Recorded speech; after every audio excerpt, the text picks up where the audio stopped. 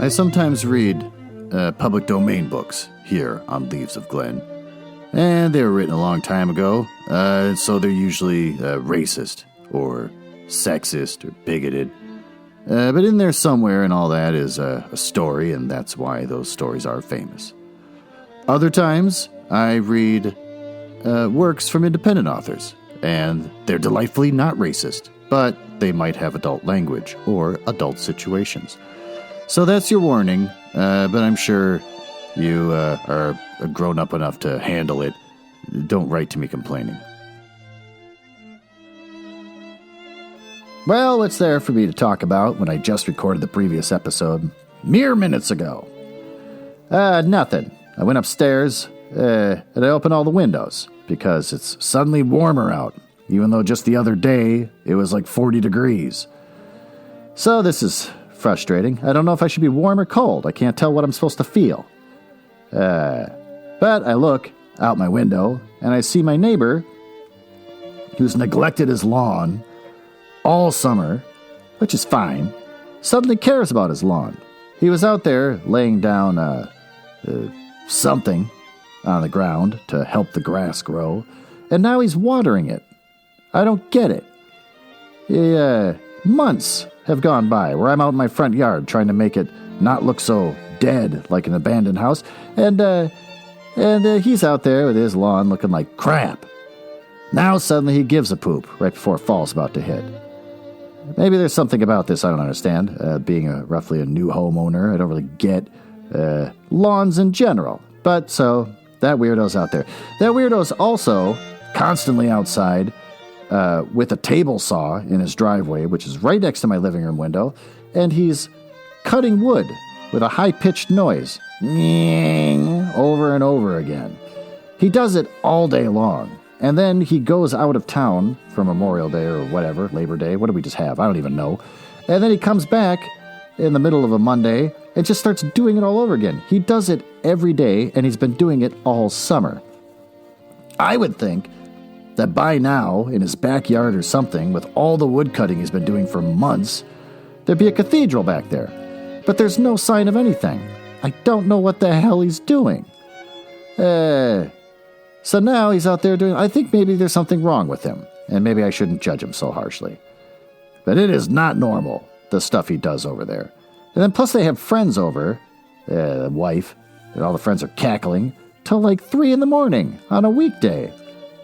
I don't understand what they're doing over there. But these are things that never really bothered me before and I never cared about, but now I care about because I always sit around the house all the time, watching TV and stuff and playing video games. Well, anyways, let's get on with our story.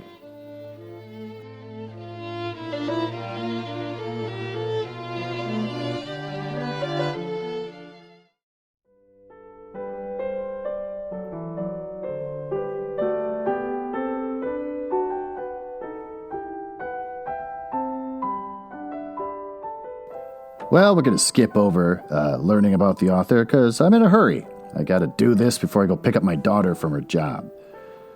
So let's get in. The District Doctor by Ivan S. Turgenev. One day in autumn, on my way back from a remote part of the country, I caught cold and fell ill. Well, there we go. We're already off to a good start. Fortunately, the fever attacked me in the district town at the inn. I sent for the doctor. In a half an hour, the district doctor appeared, a thin, dark-haired man of middle height. He prescribed to me the usual sudorific. What is a sudorific? Well, let's look that up. Related to or causing sweating, a drug that induces sweating. All right, from the early 17th century.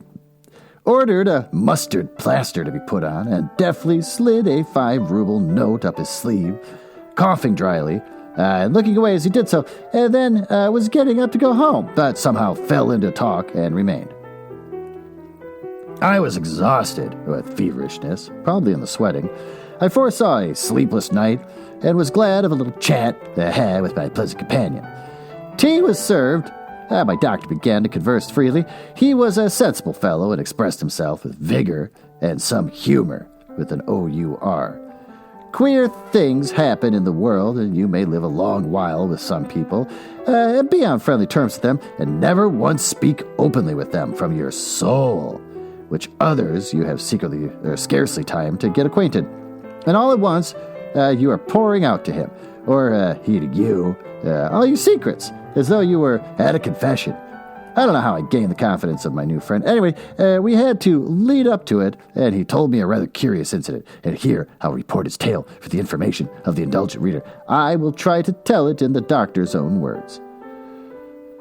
You don't happen to know, he began in a weak and quavering voice, the common result of the use of unmixed Berezov snuff. You don't happen to know the judge here, Mylov, Pavel Lukich? You don't know him? Well, it's all the same. He cleared his throat and rubbed his eyes. Well, you see, the thing happened, to tell you exactly without mistake, in Lent, at the very time of the thaws. I was sitting at his house, our judges, playing preference. Our judge is a good fellow and fond of playing preference. Suddenly, the doctor made a frequent use of this word, suddenly, they tell me, there's a servant asking for you. And I say, what does he want? And they say, he has brought a note, and it must be from a patient. Give me the note, I say. And it's from a patient. Well and good, you understand. It's our bread and butter. But that's how it was. A lady, a widow, writes to me, and she says, my daughter's dying. Come, for God's sake, she says, and the horses have been sent for you. Well, that's all right, but she was 20 miles from town. It was midnight, out of doors, and the roads were in such a state. My word, and she was a poor one herself. She could not expect more than 2 silver rubles. Even that problematic. And perhaps, I'd only be a matter of a roll of linen and a sack of oatmeal in payment, in italics. However, duty, before everything. A fellow creature may be dying, and I hand over my cards at once to Kalipin, a member of the Provincial Commission, and return home. I look, a wretched little trap was standing at the steps with peasants' horses, fat, too fat, and their coat was shaggy as felt, and the coachman sitting with his cap off, out of respect. Well, I think to myself, it's clear, my friend, these patients aren't rolling in riches. You smile, but I tell you, a poor man like me has to take everything into consideration. If the coachman sits like a prince, doesn't touch his cap, and even sneers at you behind his beard, and flicks his whip, then you may bet on 6 rubles. But in this case I saw I had a very different air. However, I think there's no help for it, duty before everything. I snatch up the most necessary drugs, and set off. Will you believe it? I only just managed to get there at all, and the road was infernal. Streams, snow, water courses, and the dike had suddenly burst there, and that was the worst of it. However, I arrived at last, and it was a little thatched house. There was a light in the windows. That meant they expected me. And I was met by an old lady, very venerable, in a cap. Save her, she says. She is dying. And I say, pray don't distress yourself. Where is the invalid? Come this way. And I see a clean little room, a lamp in the corner, and on the bed, a girl of 20, unconscious. Oh, she was in a burning heat and breathing heavily. It was a fever. There are 2 other girls, they're sisters, scared and in tears. Yesterday, they tell me, she was perfectly well and had a good appetite. And this morning, she complained of her head. And this evening, suddenly you see, like this. I say again, pray don't be uneasy. It's a doctor's duty, And I went up to her and bled her, and told them to put on a mustard plaster, and prescribed a mixture. Meantime, I looked at her. I looked at her, there, by God. I had never seen such a face. She was a beauty. In a word, I felt quite shaken with pity. Such a lovely creature, such eyes. But thank God, she became easier. She fell into a perspiration and seemed to come to her senses. Look around, smiled, and passed her hand over her face. Her sisters bent over her. They ask, how are you? All right, she says, and turns away, and I looked at her. She had fallen asleep. Well, I say, now the patient should be left alone. So we all went out on tiptoe, only a maid remained, in case she wanted. In the parlor, there was a samovar standing at the table, and a bottle of rum. In our profession, one can't get on without it. They gave me tea and asked me to stop the night. Oh, I consented. Where should I go, indeed, at this time of night? Oh, the old lady kept groaning. What is it? I said. She would live. Don't worry yourself. You'd better take a little rest yourself. It is about 2 o'clock. But will you send to wake me if anything happens? Yes. The old lady went away, and the girls, too, went up to their own rooms. They made up a bed for me in the parlor. Well, I went to bed, but I could not get to sleep. For a wonder, for in reality I was very tired. Oh, and I could not get my patient out of my head. At last I could not put up with it any longer. This is going in a dark direction, and I don't like the direction it's going, knowing that we're reading Russian stories. Something horrible is going to happen. I got up suddenly, and I think to myself, I will go and see how the patient is getting on. Her bedroom was next to the parlor. Well, I got up and gently opened the door, and how my heart beat. Oh, and I looked in, and the servant was asleep, her mouth wide open, and even snoring, the wretch. But the patient lay with her face toward me and her arms flung wide apart. Poor girl. I went up to her, when suddenly she opened her eyes and stared at me. Who is it? Who is it? I was in confusion. Don't be alarmed, madam. I say, I am the doctor, and I come to see how you feel. You, the doctor? Yes, the doctor. Your mother sent for me from town. We bled you, madam. Now, pray, go to sleep. In a day or two, please God, we will set you on your feet again. Yes. Doctor, don't let me die, please. Why do you talk like that? God bless you. She's in a fever again, I think to myself, and I felt her pulse. Yes, she was feverish. She looked at me, and then took me by the hand. I will tell you why I don't want to die. I will tell you, now we are alone, and only, please don't you, not to anyone, listen. I bent down, and she moved her lips quite to my ear, and she touched my cheek with her hair, and I confess my head went round, and she began to whisper, and I could make out nothing of it. She was delirious. She whispered and whispered, but so quickly, and if she were not a Russian, at least she had finished, the shivering, dropped her head onto the pillow, and threatened me with her finger. Remember, doctor, to no one. I calmed her somehow, and gave her something to drink, walked the servant, and went away. At this point, the doctor again took snuff with exasperated energy, and for a moment seemed stupefied by its effects. However, he continued, the next day, contrary to my expectations, the patient was no better. I thought, and so they decided to remain there, even though my other patients were expecting me. And, one can't afford to disregard that. One's practice suffers if one does. But in the first place, the patient was really in danger, and secondly, to tell the truth, I felt strangely drawn to her. Besides, I liked the whole family. Though they were really bad off, they were singularly, I may say, cultivated people. Oh, their father had been a learned man, an author, and he died, of course, in poverty. But he managed before he died to give his children an excellent education. He left a lot of books, too, either because I looked after the invalid very carefully, or for some other reason anyway. I can venture to say all the household loved me as if I were one of the family. Meantime, the roads were in a worse state than ever. All communications, so to say, were cut off completely. Even medicine, we could with difficulty be got from town. The sick girl was not getting any better. Day after day, here, But the doctor made a brief pause. I declare I don't know how to tell you, He again took snuff, coughed, and swallowed a little tea. I will tell you, without beating about the bush, my patient, how should I say? Well, she had fallen in love with me. Or, no, it was not that she was in love. However, really, how should one say? The doctor looked down and grew red. No, he went on quickly. In love, indeed. A man should not overestimate himself. She was an educated girl, clever and well-read. And I had even forgotten my Latin, one may say, completely as to appearance. The doctor looked himself over with a smile. I am nothing to boast of either, but God Almighty did not make me a fool. I don't take black for white. I know a thing or two, and I could see very clearly, for instance, that Alexandria Andrinovna, that was her name, did not love me, but had a friendly, so to say, inclination, a respect for something, for me.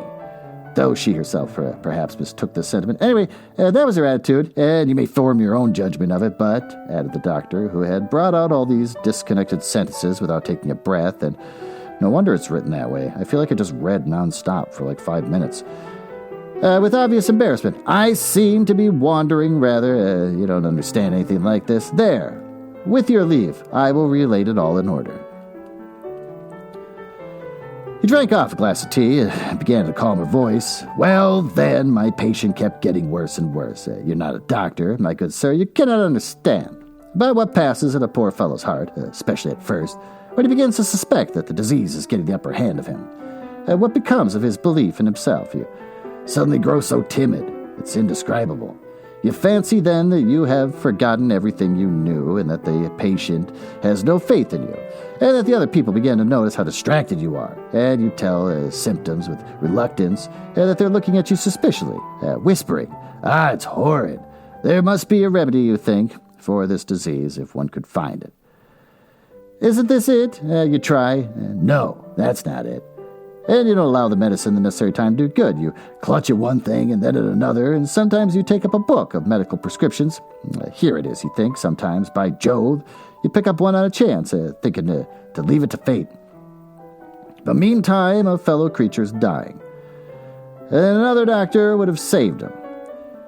We must have a consultation, you say. I will not take the responsibility on myself, and what a fool you look at such times. Well, in time you begin to bear it.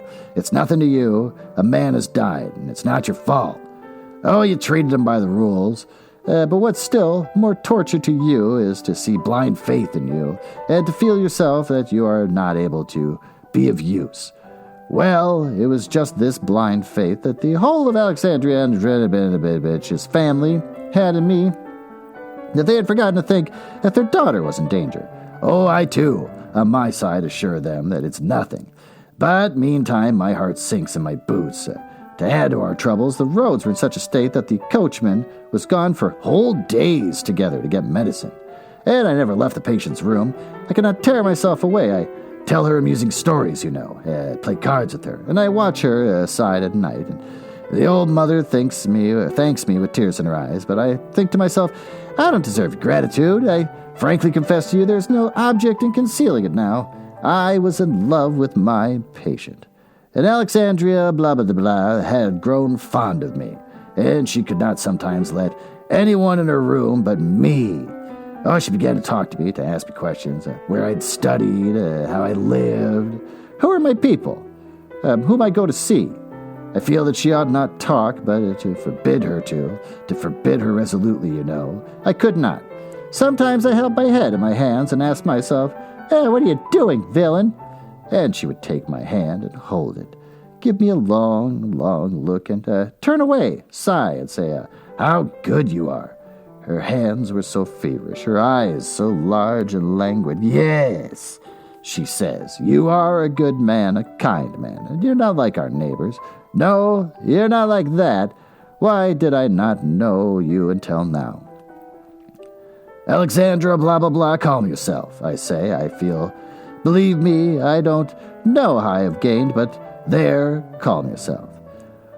All will be right, and you will be well again. And meanwhile, I must tell you, continued the doctor, bending forward and raising his eyebrows, that they associated very little with the neighbors because the smaller people were not on their level, and pride hindered them from being friendly with the rich.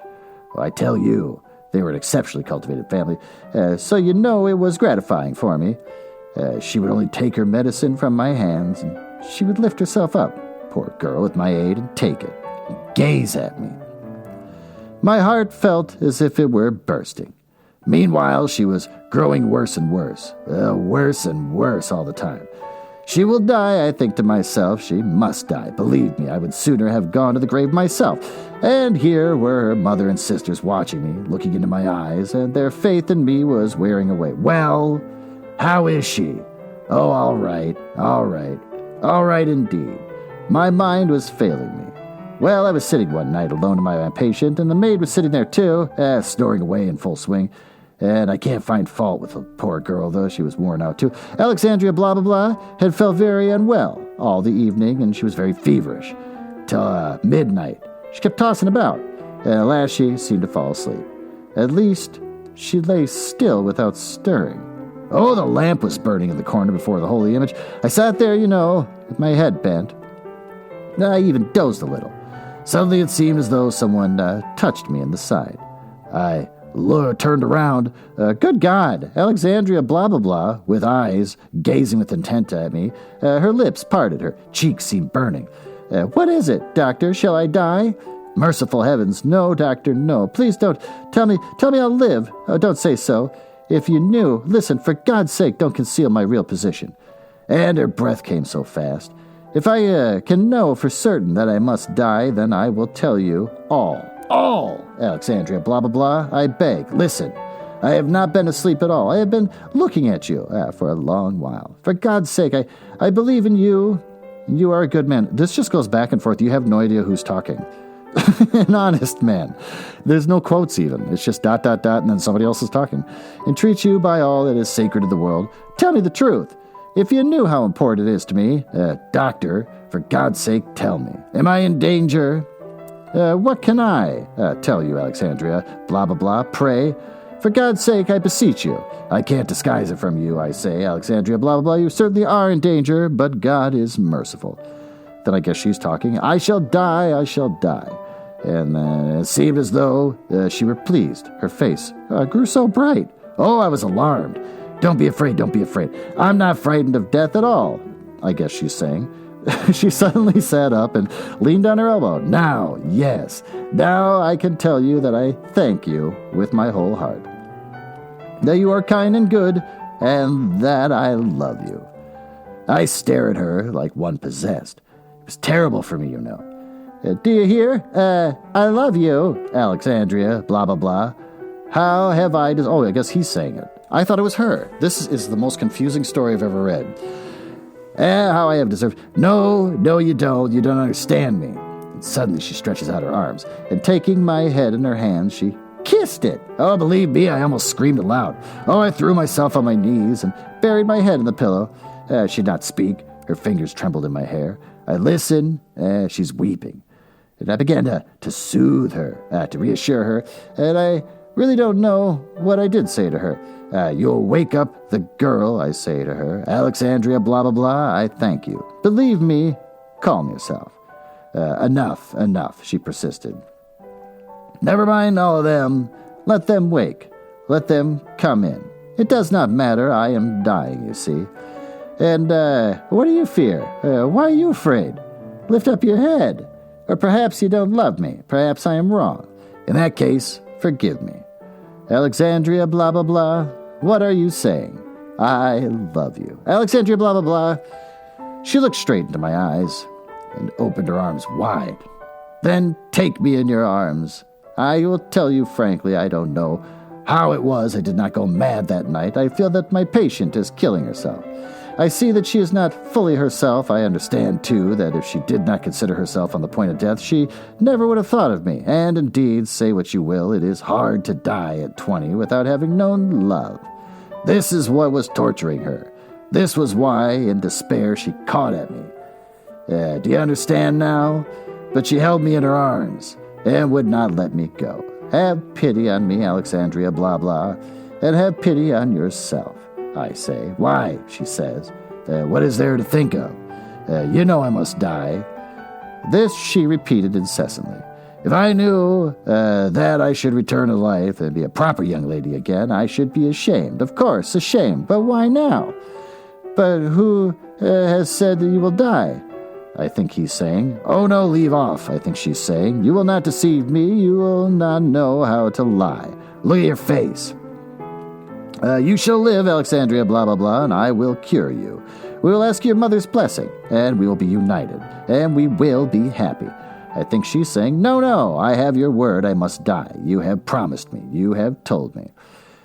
It was cruel for me, cruel for many reasons, and see what trifling things can do sometimes. It seems nothing at all, but it's painful. It occurred to her to ask me, what is my name? Not my surname, but my last name. And I must needs to be so unlucky as to be called Trifon. Yes, indeed, Trifon Ivanovich. Each one in their house called me doctor. However, there's no help for it. I say, Trifon, madam. Yeah, she frowned. Yeah, she shook her head and muttered something in French, something unpleasant, of course. And then she laughed disagreeably, too. Well, I spent the whole night with her in this way before morning, and I went away feeling as though I were mad. When I went again into her room, it was daytime. After morning tea, good God, I could scarcely recognize her. People are laid in their grave looking better than that. I swear to you on my honor, I don't understand. I absolutely don't understand. Now, how I lived through that experience. 3 days and nights, my patient still lingered on. And what nights? What things she said to me. And on the last night, only imagine to yourself. I was sitting near her, and I kept praying to God for one thing only. Take her, I said, quickly. Oh, and me with her. Suddenly, the old mother comes unexpectedly into the room, and I had already the evening before told her, the mother, that there was little hope, and it would be well to send for a priest. When the sick girl saw her mother, she said, it's very well you have come. Look at us. Oh, we love one another. We've given each other our word. What does she say, doctor? What does she say? I turn livid. She is wandering, I say, the fever. But she, hush, hush. You told me something quite different just now, and have taken my ring. Why do you pretend? Oh, my mother is good. She'll forgive me. She will understand. And I am dying. I have no need to tell lies. Give me your hand. Oh, I jumped up and ran out of the room. The old lady, of course, guessed how it was. I will not, however, weary you with any longer. And to me, too, of course, it's painful to recall all this. Oh, my patient passed away the next day, God rest her soul, the doctor added, speaking quickly and with a sigh. Before her death, she asked her family to go out and leave me alone with her. Forgive me, she said. I am perhaps to blame toward you, my illness. But believe me, I have loved no one more than you. Do not forget me. Keep my ring. The doctor turned away, and I took his hand. Ah, he said, let us talk of something else. Or would you care to play preference for a small stake? Oh, preference is a card game? I'm only catching on to that now. It is not for people like me to give away to exalted emotions. There's only one thing for me to think of. But how to keep the children from crying and the wife from scolding. Since then, you know, I have had time to enter into lawful wedlock, as they say. Oh, I took a merchant's daughter, 7,000 for a dowry. Her name's Aquilina. God damn it. It goes well with Trifon. She's an ill-tempered woman, I must tell you, but luckily she's asleep all day. Well, shall it be preference? We sat down to preference for halfpenny points. Trifon Ivanovich won 2 rubles and a half from me and went home late, well pleased with his success.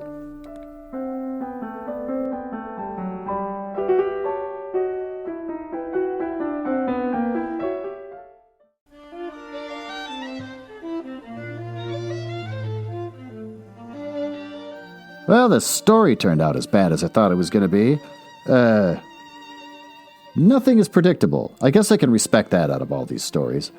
He is playing a card game with some judge or whatever, or the mayor. I forgot he was playing a card game with. And then he's sent out to a poor person's house, which he's sneering at, or not rich enough for him at least. And then he has to hang out there while this girl is suffering from some undefined illness. And he goes through the regular stuff that all doctors do. You bleed them and put mustard on them. So that's something. I mean, he did everything he could. But then, but of course she's pretty. And so him feeling that he's got some sort of right to the situation because they don't make as much money as he would like them to make, feels like, yeah, it's okay for me to suddenly fall in love with your sick and dying daughter. And then when she actually falls for it, because he's either out of pity, he's telling her he loves her so that she can feel love before she dies. But I think he actually loved her because he's obsessive. Then when she's actually going to tell the parents, he bolts out of the room. Oh, don't tell him. It's so embarrassing. And then she basically just dies knowing that he's embarrassed of admitting that he's married to her or wants to marry her. The whole thing's weird. And then he dies. Then he winds up marrying somebody else who's got a first name just as ugly as his own first name. Tarkon, or whatever he calls himself. So what do we learn from that story? You could do something short-sighted and selfish. And in the end, you can settle for something else, I guess. If anything, we learned about the darker side of human nature with all of these stories so far. How does it tie in with what I had to say earlier about my creepy neighbor? The dark side of human nature. Whether it be him or me, playing Animal Crossing for hours and then turning my eyes to the window to watch him cut wood, and all the hate that boils up inside me. Well, that's something I get to reflect on. All right, I gotta go pick up my daughter from work. So, thanks for listening, and I will see you next week.